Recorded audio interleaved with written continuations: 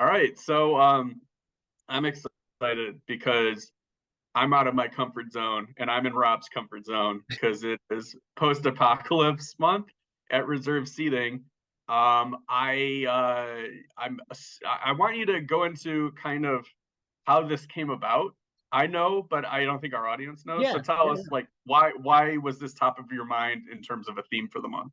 So for sure. So for those who don't know, Adam is the idea man of reserve seating for the most part. Adam is the one who brilliantly comes up with all the ideas and themes, and I kind of just go along and sort of try to pull my weight as best as possible. But Adam said, "You get a theme month too," because we did VR month earlier in the year. Go back Yeah, and check out VR month, Lawnmower Man, Lawnmower Man 2. There's no virtuosity, Virtuosity, Ender's Game. and Ender's Game which was my pick. Yeah. So I got to pick a theme month, and we had just wrapped up. I'm a huge fan of The Last of Us, the Naughty Dog video game series. Not a big video game person, but I love The Last of Us, and HBO recently did this adaptation, and I was all about it. It was great. I love the game, but the TV show is also something that's really special to me now too. And Adam said, you said basically like pick a theme, and I thought, there's a lot of post-apocalyptic stuff that gets talked about, but I think that we would be able to approach it from an interesting angle because there's a lot of stuff that doesn't get talked about. And so we decided to go this week with one of my first picks, and that was the 2000. No, I'm sorry, 90 Definitely not 2000. 91. 1991.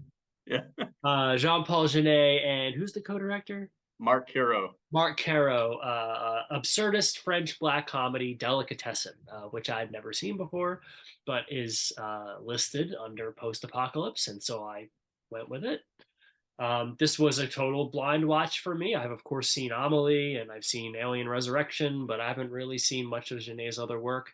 And it was exactly what I thought it would be when you said Yeah. French surrealist black comedy Yeah. post-apocalyptic by the guy who did Amelie. I'm like, yeah, no, this is exactly what I thought it would be.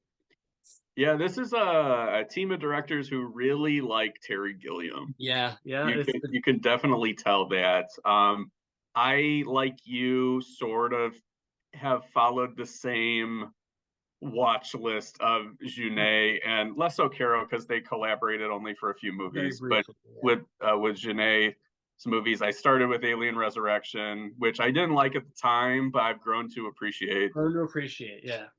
Amelie is a movie that I've never paid attention while watching. I've seen it like three times, but it's always been with like girlfriends, and I'm always like thinking about like kissing and stuff and not watching Amelie. And then I deep in my indie days, I drove 45 minutes to a theater to see A Very Long Engagement, which was like the next Audrey Tautou, Yeah. Jeunet collaboration, and I thought it was kind of like if France made Atonement. It Yeah. was, but a couple of years ahead of them. It didn't really do a whole lot for me. It was kind of a soggy bread bowl of a movie. And then I have never seen City of Lost Children. I've seen like I don't know. stills of it. It's like kind of rotates on the midnight circuit every once in a while. And I've never seen Delicatessen. I was kind of hooked on the title because I like delis And movies about delis. and movies about delis, Deli Man being one of them. Check it So, out. um, and this was, on one hand, not what I was expecting for like a post-apocalypse deli movie, but on the other hand, exactly what I was expecting for a Right. post-apocalypse deli movie. I had trouble finding my way into the movie, but by the end of it, I was enjoying it more. And I think a lot of it was because I was won over by Dominic Pignon's Yeah. performance. He looks like if you shoved Thomas Jane into your carry-on bag. I liked him in Alien Resurrection. I liked him a lot in this. He's a very Hold on, that one got me. You but gotta get it out. I'm happy that I watched it. I think I'll probably watch City of Lost Children now at some point, which is the recommendation enough, I think, for Delicatessen. But I for me, post-apocalypse movies post-apocalypse movies are a tough sell because I don't want to be in a post-apocalypse. I No. want to die in the apocalypse if that happens. Yeah.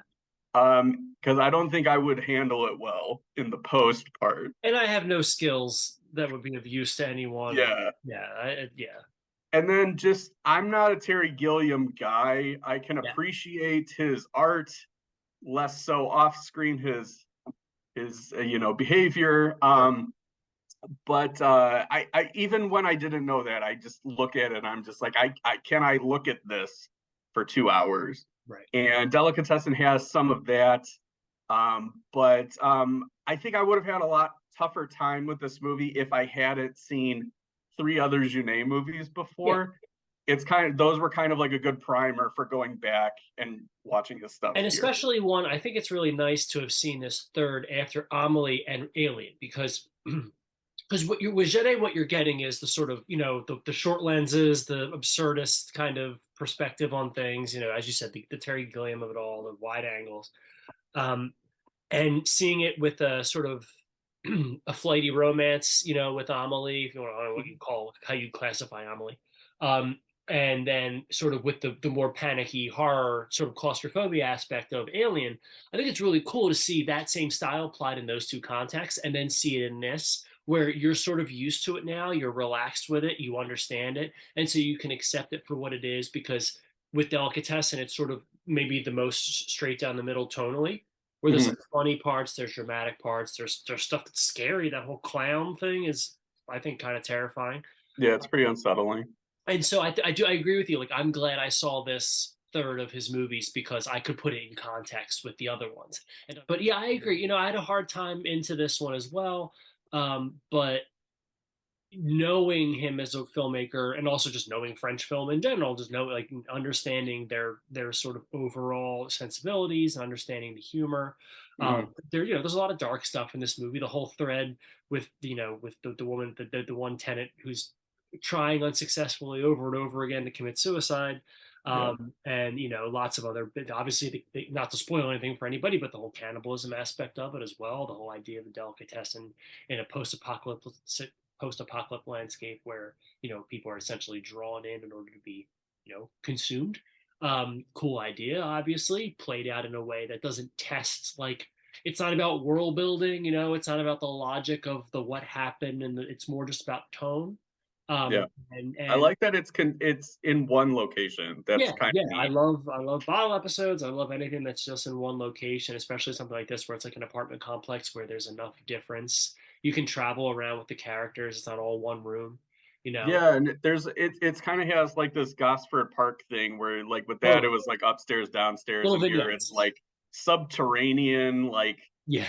underground people mixed with Sure. like certain tenants who have nicer places and certain Right. ones just in squalor and like kind of expendable to be fed upon literally Yeah. later and things like that. Yeah. And so it's one of those movies where I look at it and I go, okay, like if I was in film school, this would be a movie where I'm like, yep, I'm gonna write a paper on this movie. You know what I mean? Like Sure. Yeah. this is a movie you write a paper on.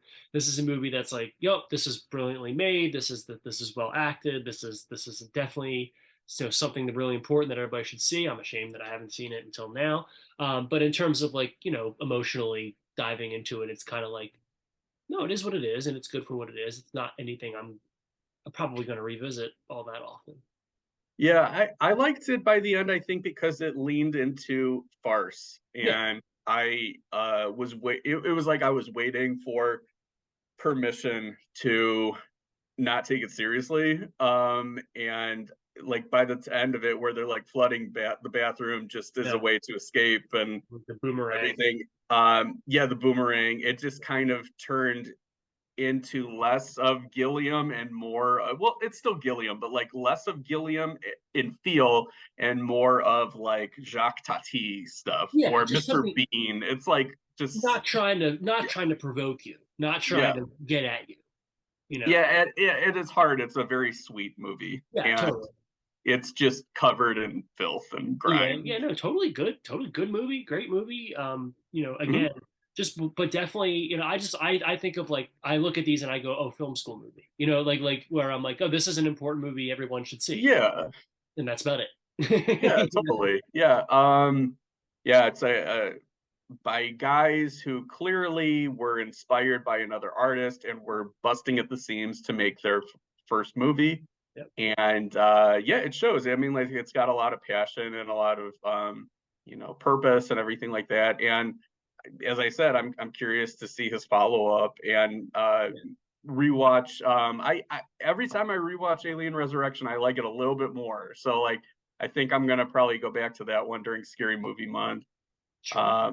Amelie, I don't know, because I have such great memories of not watching Amelie while I was watching I Amelie that just I feel don't think like I could ever watch Amelie. I just feel like it should be illegal to watch Amelie if you're over 30. You know what I mean? Oh, interesting. Why Like is it just because it's so twee? such a I feel like that's such a 20s movie. Am I wrong? Like I don't know. I feel like that's such a Yeah, probably. I don't know. I had a family member once. They were like in their mid 40s at the time, and they came to me, knowing I'm an English teacher, and they said, I read Catcher in the Rye. I really didn't like it." Yeah, Like, yeah, because you're 40. Like, you're not yeah, supposed to. Like, what are you talking about? yeah. Holden Caulfield is like everyone's 16-year-old self, and then that you grow up and you can't stand the guy. that book is an avocado. It's good for half an hour, you know? Like you can't like, you can't read that later. I mean, you can obviously. You can look at it. Totally.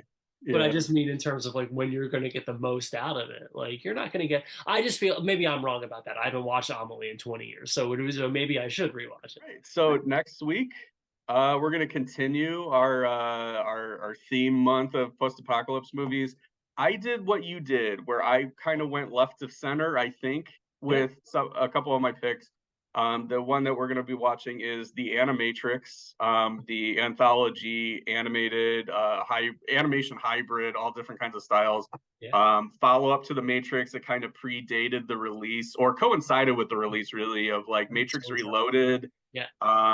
One of the shorts played before Dreamcatcher in anticipation of Reloaded. Right. But I think the movie, I'd have to do research before the next episode, but I think the movie came out somewhere in between Reloaded's theatrical release and Revolution's theatrical release. Yeah, I'm almost positive you're right about Yeah. that. There was But a I've only seen it once. I really liked it at the time. And as of right now, I will say I think it's the best Matrix sequel. ooh, So we'll get into that next week. and we'll fact check all the stuff we just said by next We week. will. Yeah, yeah. We don't need. Yeah, we're immune to fact checking on the tee up. Yeah, yeah. Just get excited. Just get Just excited. get excited. Get excited. But until next time, Hey, these seats. You know what they say?